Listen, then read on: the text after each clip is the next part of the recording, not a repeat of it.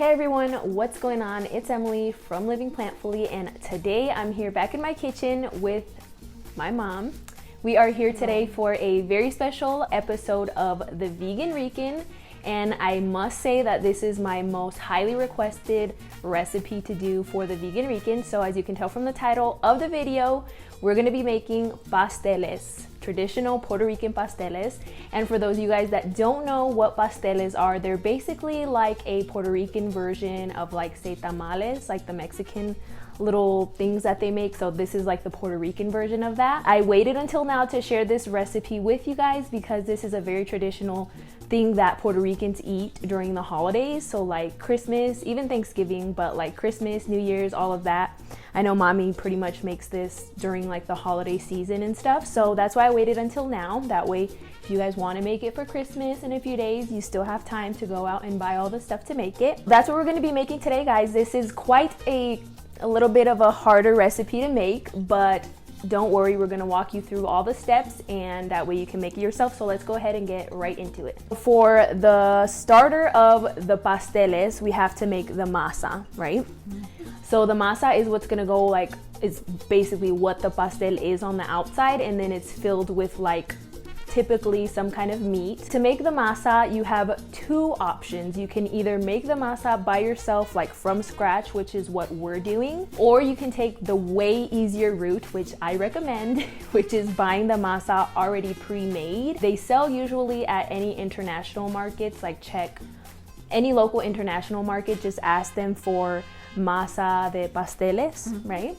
And then they should be able to help you find it. Unfortunately, mommy and I looked everywhere and we were not able to find it here, so that's why we're making ours from scratch. In this bowl right here, we have a bunch of different root vegetables. Sí, aquí tenemos guineos verdes. So we have green bananas, which is not the same as plantain. Tenemos calabaza.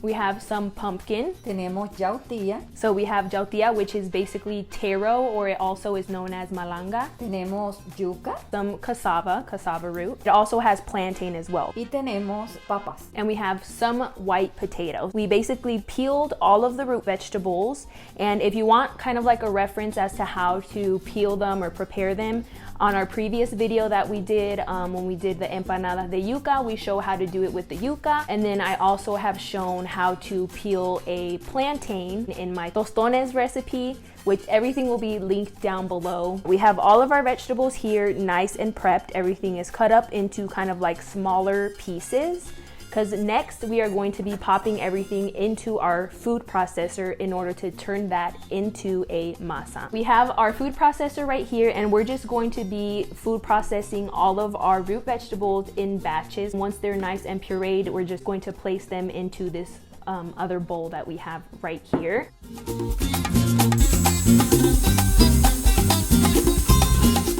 So we've been food processing this for a little bit. See how they're just like really small little pieces, nice and creamy? This is kind of the texture that you want it to be right here. We're just basically gonna go ahead and do the rest of the vegetables, and then we're gonna go ahead and season our masa. So we have just prepared our masa. We just finished food processing everything. So as you can tell, we have a nice big bowl of the masa. This is what your masa, pre-bought masa, should look like if you decide to buy the one that's already made. It should look something like this.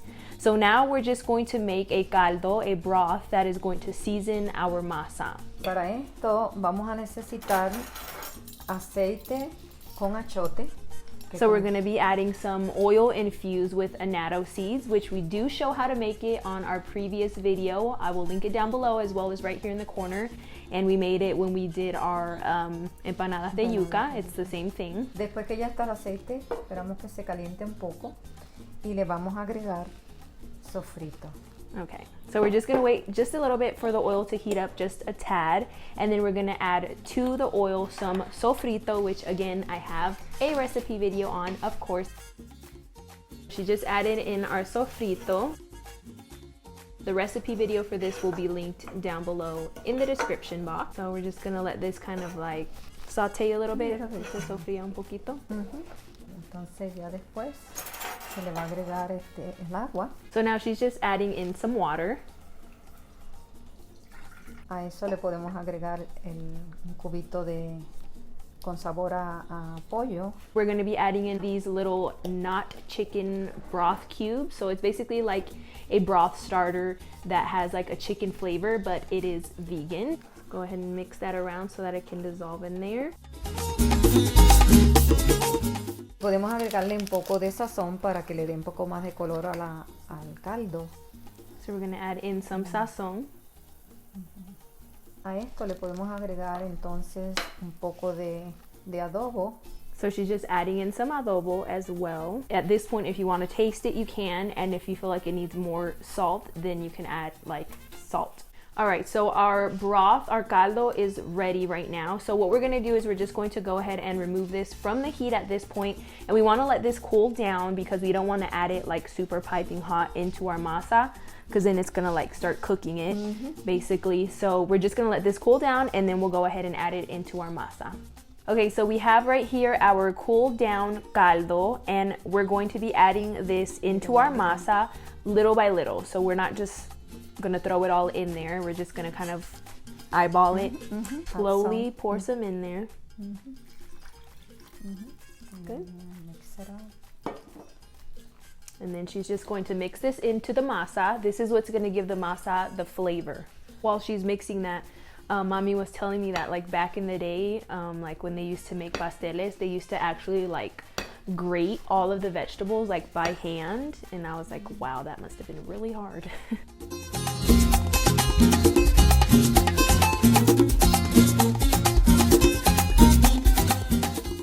So you want to make sure that you're mixing your masa really well with the broth, because again, that's what's going to flavor it. So you want to make sure that when you're mixing, you get all the way under there and you're mixing really, really well.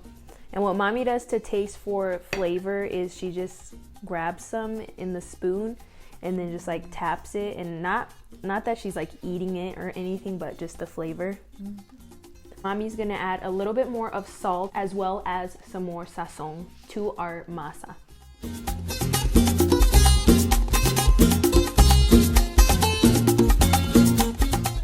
All right, so we have everything ready to assemble our pasteles, and what we are going to be using as the fillings are some obviously vegan meats. So right here I have some like beef type, like some ground beef filling, and then right here we have some like mock chicken filling. And for the recipe for both of these, you can check in the description down below. I do have videos where I share how to make both of them, so they were made pretty much the same exact way as those. I think the only difference is that mommy didn't put carrots in these, but aside from that, it's the same exact filling. So yeah, we have everything here. We have the oil infused with annatto seeds, the 2 mock meats, and then we have our masa as well as our banana leaves. And we also have it on top of this paper, which this paper you can find it pretty much at any like international market. They sell it in a roll, like you can ask like for papel de pasteles or like paper for making pasteles. Mommy basically just cut the sheets in half, and then she basically cut the banana leaves.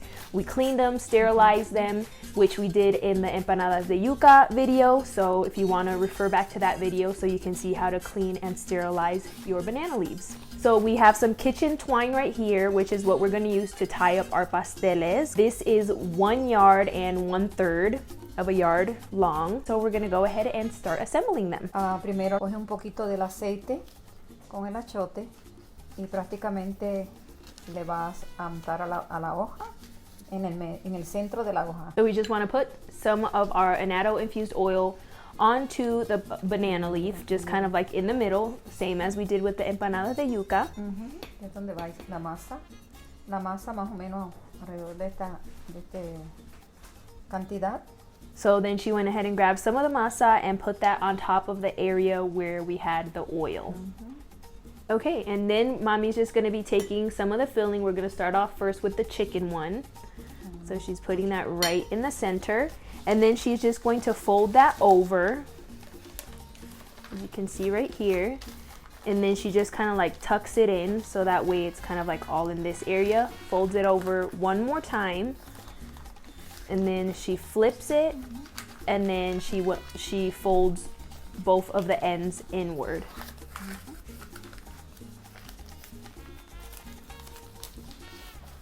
So just like that. And we have one pastel right there ready to go. And like I said, we cook them in pairs. So once each one has its little pair, then they can be tied up. So we're gonna go ahead and continue to assemble all of our pasteles, alternating kind of like between the chicken and the beef.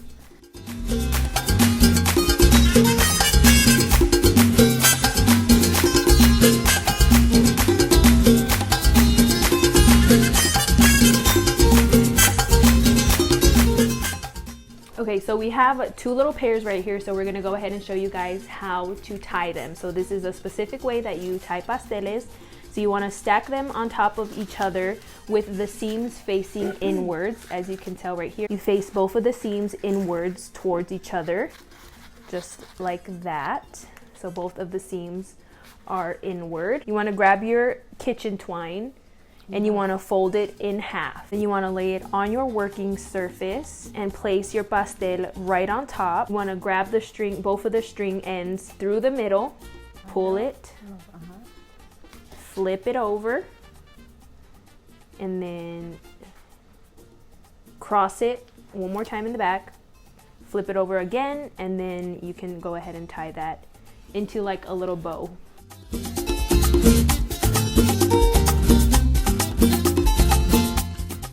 So this is what your pasteles should look like when they're in the little pair. So it kind of looks like a little present.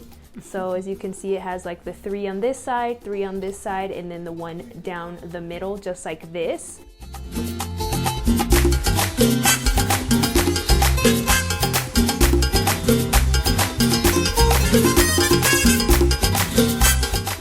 So we have our little pasteles here. We're just gonna continue on cranking all of these pasteles. We finally have finished all of our pasteles here. We ended up making 3 dozen pasteles, and we basically just put a little piece of the banana leaf on all of the chicken bundles. That way we know that the mock chicken ones are these ones, and that the other ones that don't have that are like the beef ones. So now what you want to do is you want to cook these for 1 hour in salted boiling water. And you want to flip them halfway through because they will kind of like float to the top. So you just want to make sure that halfway through you kind of like flip them around. So we already have some that we have been boiling, and those are ready to eat. So we're going to go ahead and plate that up so that we can finally dig in to these pasteles. So what we're going to do now is we're just going to take them out of the water. These are the ones that we had boiling the whole time. So you want to take it out of there and place them onto a plate. So now she's just going to open it up. Okay, so you can untie it or just cut the string, whatever you want. All right, so here we go. Oh my goodness. Oh yeah, look at that. Look at that little baby. So then you basically flip it onto whatever plate you want to eat it on. So here we have one pastel ready to go. Looks so good. Smell good. It smells really good. Here we have 2 of the beef ones and 2 of the chicken ones, so that we can go ahead and taste both of them. And there you have them, guys, our traditional Puerto Rican pasteles. I'm really excited to try these out. I'm so excited. Of course, you have to have pasteles with ketchup. It's like that's the traditional. It's like a tradition. You have to have it. It makes it taste better too. Like, I don't know, I would never eat pasteles without ketchup. So if you want to have it without ketchup, that's on you, but just know I don't recommend it. So my mouth is currently watering because these look so amazing and smell so good. So we're gonna go ahead and try one. It's really hot. Buen provecho.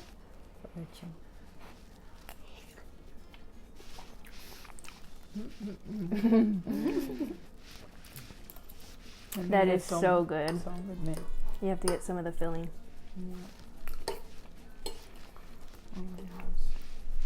I can't even tell you how good these are right now.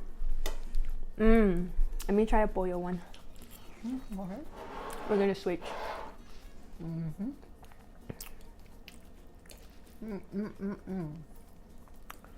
Okay, I'm trying one of the chicken versions. Try this one. So good. These are perfect for the holidays. I mean, a holiday season without these for me is like just not complete. So I definitely recommend that if you've never tried these before, that you go ahead and make them. They are a little tedious, but they're totally worth it in the end because they're just so amazing, especially if you pair it with like arroz con gandules, which I have a recipe on. I did that last Christmas for you guys. So if you liked this video, guys, go ahead and give it a thumbs up, and I would love to see you guys' recreations of this. If you do end up making pasteles or any of my other recipes, be sure that you tag me on a picture, post it on social media, tag me using hashtag livingplantfully, or if you do make this one or any of my other VeganRican recipes, you can also do hashtag VeganRican so that I can see those as well. If you have not subscribed to Living Plantfully yet, be sure to do so. I have some new videos coming out for the New Year's and I'm so excited. I have a recipe coming perfect in time for New Year's. Thank you guys so much for tuning in. Mommy, thank you for sharing the recipe with all of my viewers. I'm sure that they're so happy because a lot of people have requested pasteles on my videos. So here you go, guys, vegan pasteles. I hope that you guys enjoyed this video, and happy holidays to you and your family. Feliz Navidad, Merry Christmas, Feliz Navidad.